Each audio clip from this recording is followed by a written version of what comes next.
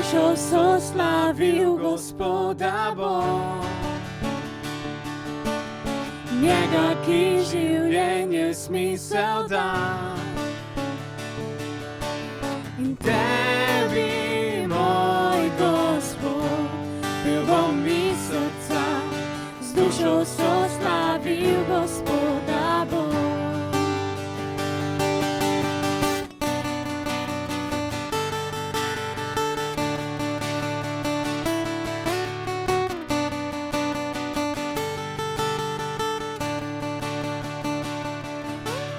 Ljubezen tvojo bomo znanjeval,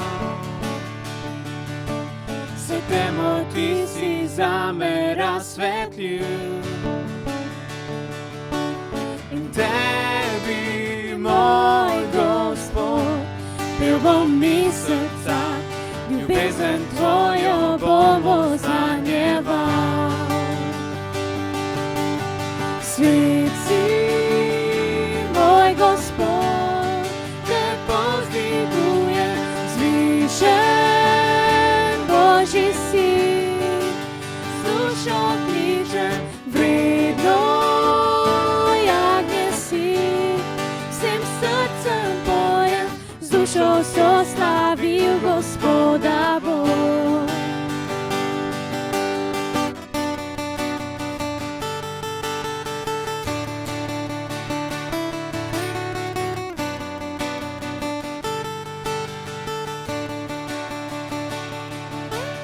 Ljubezen tvojo bomo znanjeval, saj temo ti si zame razsvetlil. In tebi, moj Gospod, pil bom mi srca, ljubezen tvojo bomo znanjeval. Svet si, moj Gospod, te povzdigujem, zvišen Božji sin, z dušo kličem, vredno jagnje si, vsem srcem pojem, z dušo soslavil Gospoda Bog.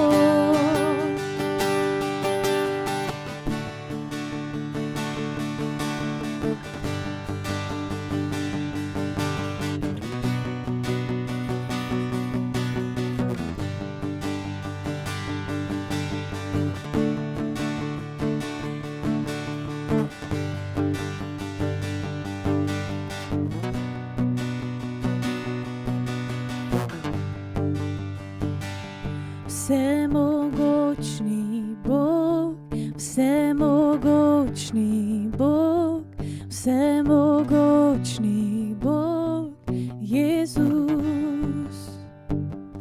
Vsemogočni Bog, vsemogočni Bog, vsemogočni Bog, Jezus. Vsemogočni Bog, vsemogočni Bog, vsemogočni Bog, Jezus. Vsemogočni Bog, vsemogočni Bog, vsemogočni Bog, Jezus. Svet si, moj Gospod, te povzdigujem, zvišen Božji sin, z dušo kličem, vredno jagnje si, vsem srcem pojem, z dušo soslavil Gospoda Bog.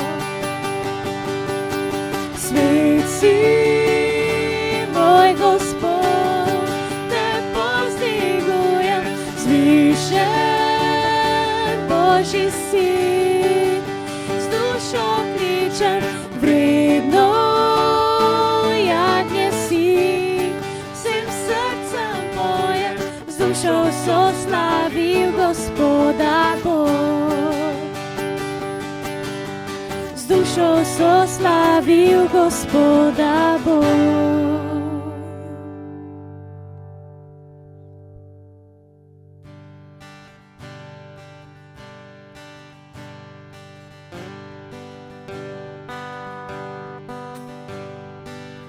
Tu sem jaz, da najvišji kralj sprejel me je. Bil zgubljen, a me rešil je, ker on ljubi me. Ja, on ljubi me. Koga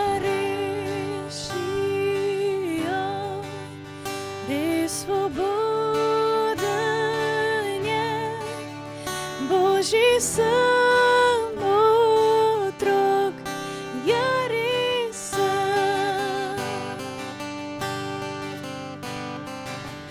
Končno prostor je milostljiv, dolg odplačal je. Grehu sužen, jaz bil sem že, on je umrl zame. Ja, umrl zame.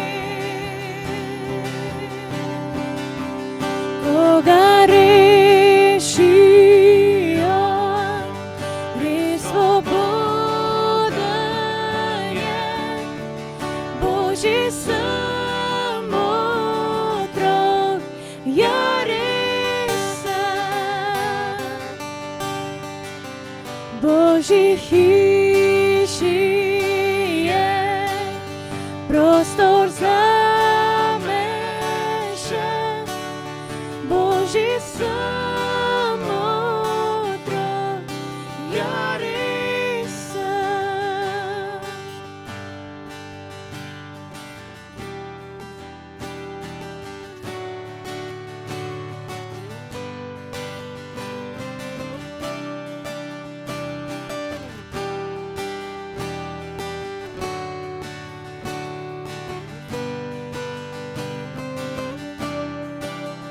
Sem izvoljen, nepozabljen, sem to, kar ti praviš mi.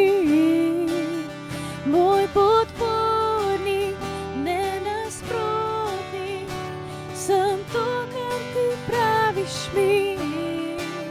Sem izvoljen, nepozabljen, sem to, kar ti praviš mi. Podpornik, nenasprotnik, sem to, kar ti praviš mi. Sem izvoljen, nepozabljen, sem to, kar ti praviš mi.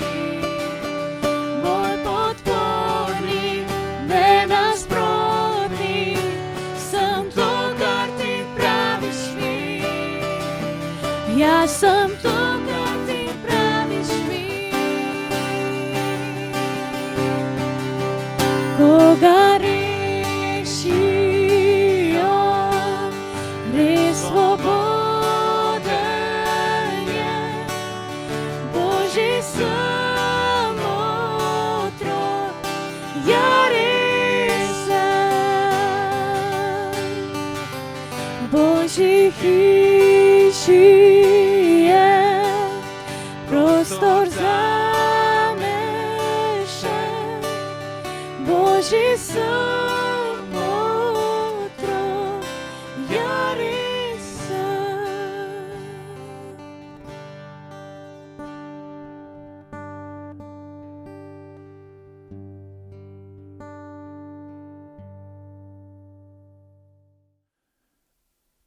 Pozdravljeni. Ponovno smo zbrani kot cerkev skupaj v cerkvenih prostorih, da slavimo in častimo našega Boga. On je vreden, da sprejme so slavo, čast in hvalo. In lahko bi rekli, hvala tudi vsem, tudi naši državi, voditeljem in vsem nam, da smo nekako skupnimi močmi in seveda jaz bi rekel tudi z Božjo pomočjo prišli do tega trenutka, da se lahko ponovno zbiramo skupaj. Seveda pod drugačnimi pogoji, z zaščitnimi maskami, varnostno razdaljo, razkuževanjem rok, ali tukaj smo, da slavimo in častimo našega Gospoda. In danes imamo bogoslužje v cerkvenih prostorih. Nismo več na online bogoslužju. Seveda pa nas še vedno lahko spremljate na Facebooku, lahko spremljate življenje cerkve. Hvala tudi vsem, ki ste nas spremljali prek Facebooka ali socialnih omrežij. Bil je to sigurno en poseben čas in zahvaljujemo se in vabimo vas, da nas seveda spremljate naprej. Skoraj 2 meseca nismo bili skupaj na bogoslužju. Veste, to je prav mali izziv, kaj podeliti iz Božje besede. Kaj pridigati, kaj nekako dati duhovno hrano cerkvi. In ko sem se pripravljal za pridigo, sem nekako razmišljal ali malo pogledal v preteklost, ko so bile spremembe v svetu, je bilo zanimivo, da je na spremembe cerkev velikokrat nekako odreagirala počasi, moče celo nasprotno, ali se celo včasih spustila v nek konflikt z nastalo situacijo. In veste, velikokrat se to dogaja, ko nekako hočemo cerkev reševati svojo človeško močjo in velikokrat nekako hočemo očuvati nek status quo. Ali danes jaz želim govoriti, da naš Bog daje življenje in dela nove stvari. Da je naš Bog ta, ki spreminja situacije, ki ima odgovor na vsako situacijo. In veliko pričevanj ali življenjskih zgodb smo že lahko slišali v tem času, da so ljudje nekako se vrnili nazaj in ponovno začeli graditi en osebni odnos z vsemogočnim Bogom. In to je čas, ko je nam dal misliti drugače in smo nekatere stvari postavili moče na nove temelje. In zdaj je pred nami nov čas. Tudi bogoslužje je drugačno. Evo, smo tako, oziroma vsi ste z maskami, varnostni razdalji, celo slavilna skupina je prej pela z maskami in jaz sem mislil, pa to skoraj ni možno. Božje besede ali Sveto pismo nas uči in izziva. Naj slavimo in častimo Boga iz globine naših src. In to je ena čudovita, posebna priložnost. Ali Bog vedno dela nove stvari. In kot cerkev moramo to razumeti in videti.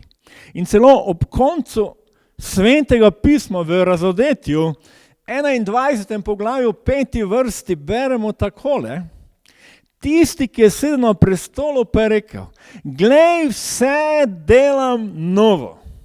Rekel tudi: zapiši, kajti te besede so zanesljive in resnične. Nastala situacija, v kateri smo, in tudi moče zdaj to omejeno bogoslužje. Veste, ni čas, da razmišljamo samo da pridemo v tisto stanje pred koronavirusom, ko smo se lahko mirno skupaj zbrali.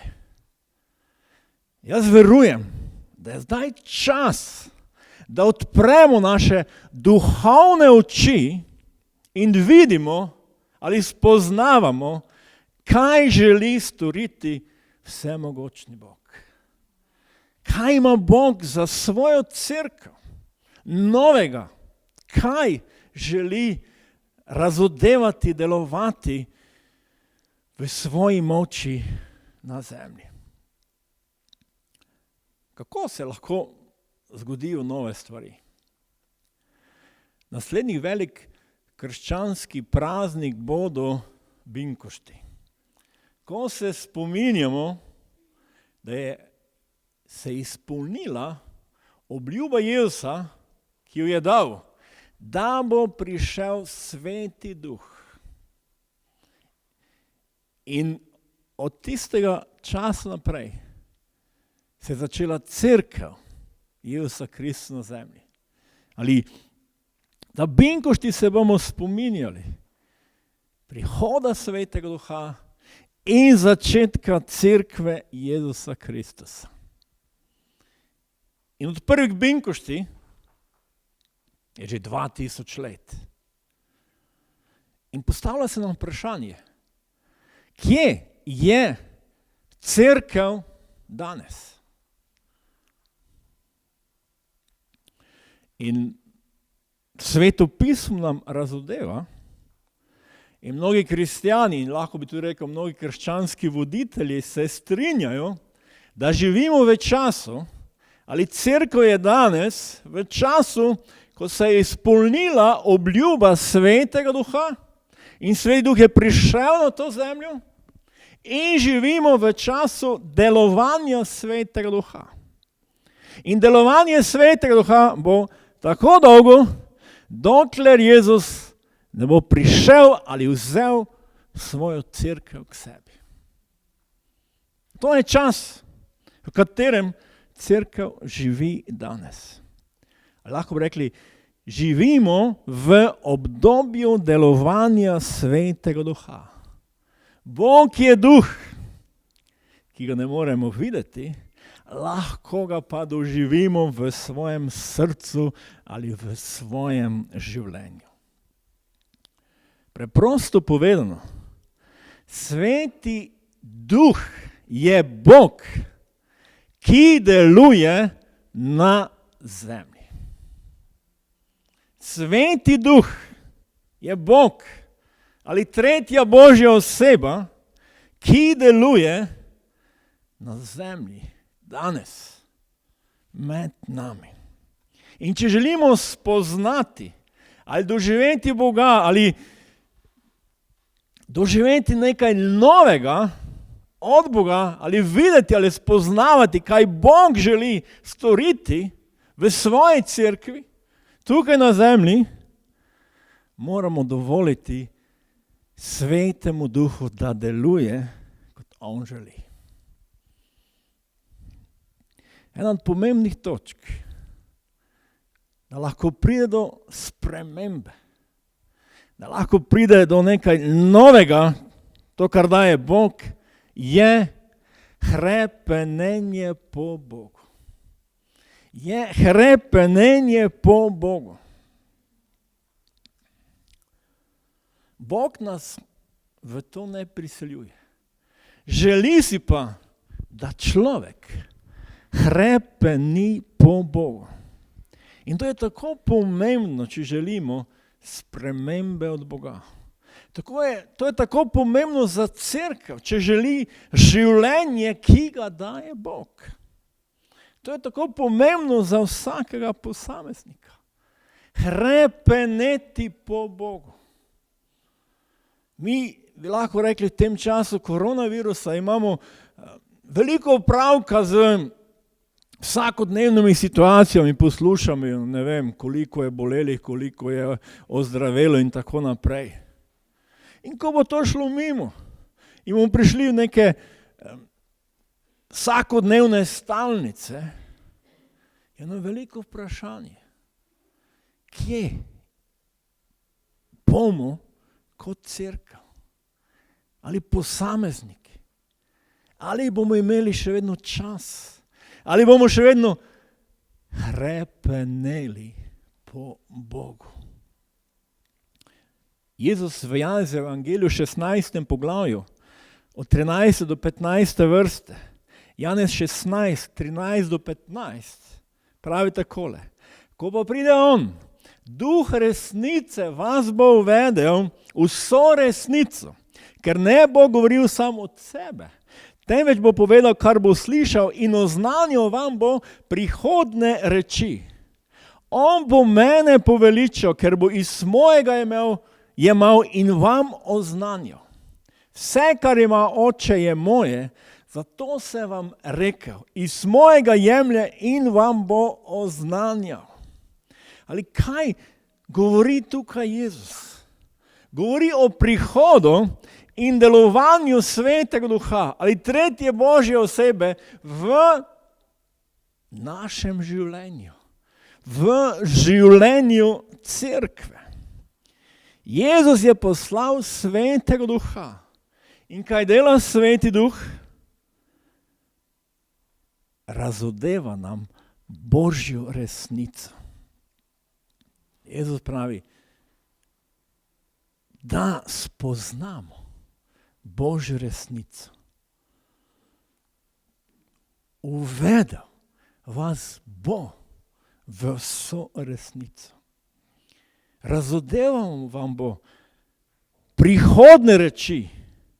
Razodeval vam bo nove stvari. Razodeval vam bo moč življenja. Razodeval vam bo, kdo je v resnici Jezus Kristus, kdo je v resnici naš Bog.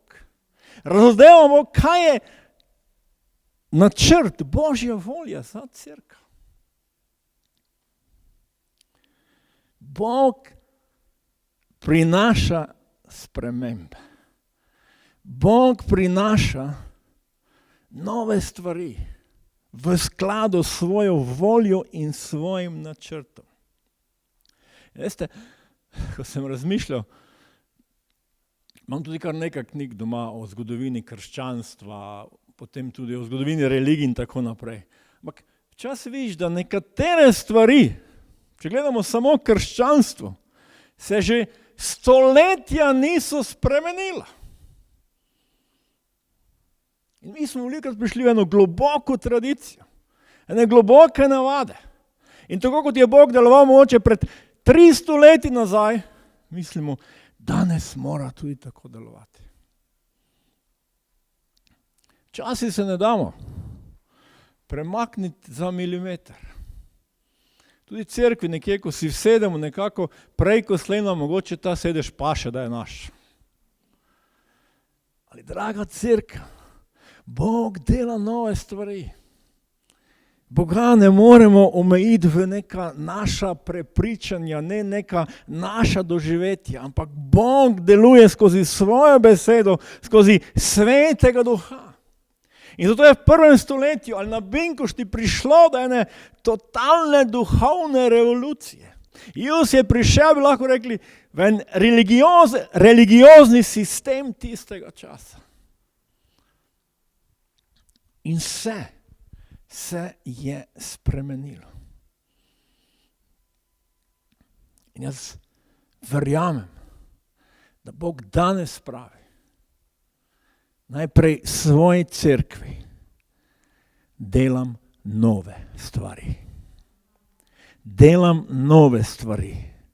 Ali želite hrepeneti po meni? Ali želite hrepeneti po meni? Koliko resnično hrepenimo po Bogu? Nam velikokrat pokaže, ko se moče neke stvari v našem življenju, v našem nekem ustaljenem ritmu spremenijo. Kako hitro nas mogoče nekaj vrže iz tira. Ali Sveti Duh dela nove stvari. In jaz si ne želim, da kot cerkev pridemo na ista bogoslužja kot pred koronavirusom. Bog je neke stvari popolnoma spremenil. In pomembno je, da imamo odprte duhovne oči. In pomembno je, če želimo doživeti, spoznati nove stvari, da hrepenimo po našem Bogu. Da hrepenimo po našem Bogu. Da lahko pride do sprememb, želim poudariti še nekaj. Božja beseda ali spoznanje ali tudi znanje o Božji besedi ali o Bogu. In na drugi strani delovanje Svetega Duha ali razodetje, doživetje moči Svetega Duha v svojem življenju. Jezus je povedal v Janezovem evangeliju 6. poglavju 63. vrsti. Janez 6, 63. Duh je tisti, ki oživlja. Meso nič ne koristi. Besede, ki sem vam jih govoril, so duh in življenje. Mislim, da ne spomnim se, da bi kdo od voditeljev ali pomembnih ljudi na tem svetu povedal, moje besede so življenje. Jezus je to povedal. Duh je tisti, ki oživlja, meso nič ne koristi. Besede, ki sem vam jih govoril, so duh in življenje. In življenje. Ali Sveti Duh, ponovno pravim, je tretja Božja oseba, ki daje življenje. Če želiš življenje, če želiš spoznati življenje, če želiš spoznati čudovite nove stvari, spoznavaj Božjo besedo in dovoli Svetemu Duhu, da deluje skozi njo. Meso nič ne koristi. Veste, človek sam ne more dati življenja. Jaz lahko govorim o Božji besedi. Jaz vas lahko učim iz Božje besede. Ali življenja Božji besedi ne morem dati jaz. To daje Sveti Duh. Zato potrebujemo spoznanje Božje besede. Zato moramo poznati Božjo besedo. A na drugi strani moramo dovoliti Svetemu Duhu, da da življenje v naše življenje. Duh in življenje. Danes imamo veliko teološkega znanja. In to je dobro. Toda problem nastane, ko hočemo vse razložiti na človeški način, ali s človeškim spoznanjem, ali s človeškim znanjem. Teologija ali nauk o Bogu je pomemben. Poznati resnico je nujno. Toda če gremo samo v to smer, izgubimo življenje. Če ne dovolimo Svetemu Duhu, da deluje skozi Božjo besedo in jo oživlja ali nam prinaša življenje, potem je Božja beseda samo ena črka, zapoved, katere tako ali tako nobeden človek ne more izpolniti. Ali ko Sveti Duh daje življenje, potem se vse spremeni. Po Binkošti se je vse spremenilo.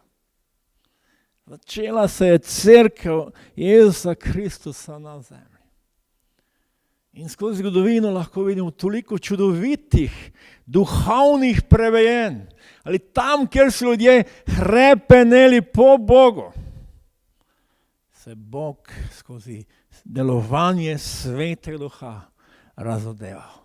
In človeška življenja so bila spremenjena. In mnogi so bili ozdravljeni. Izgubili občutek krivde, ker so vedeli, Jezus jim je odpustil greh. Postali so svobodni. Videli so, da Bog resnici daje življenje. In poglejmo primer stotnika, ali lahko bi rekli rimskega oficirja Kornelija. V apostolskih delih v 10. poglavju, od 1. do 8. vrste, apostolska dela 10, od 1 do 8. Cezarej je živel mož z imenom Kornelij, stotnik čete, ki se je imenoval Italska. Bil je pobožen in Boga boječ za vso svojo družino. Ljudem je delil obilno miloščino in vedno molil k Bogu. Podnevi, približno ob 9. uri je v prikazni razločno videl, kako prihaja k njemu Božji angel, ki ga je ogovoril. Kornelij.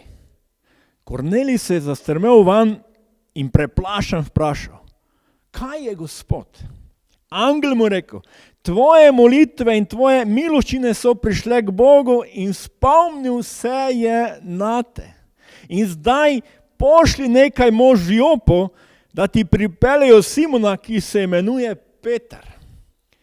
Ta je gost pri strojarju Simonu, ki ima hišo ob morju. Ko je angel, ki mu je to govoril, odšel, je Kornelij poklical 2 izmed svojih služabnikov in vojaka, pobožnega moža iz svojega zvestega spremstva. Povedal jim je vse in jih poslal v Jopo. Kornelij, vojaška osebnost, oficir, človek, avtoritete, poguma, pa služi Bogu. Pa se zaveda, da potrebuje Boga v svojem življenju. In beremo, da je bil Boga boječ, da je bil pobožen, ki je častil Boga. In beremo o njem, da je mnogim pomagal v težavah. Svojo dobroto je izkazoval in pomagal ljudem. In nekako enkrat sredi molitve Bog mu spregovori ali pošle angela. In to razodetje beremo, da ga je v začetku prestrašilo. Da angel mu razodene, da je Bog uslišal njegove molitve.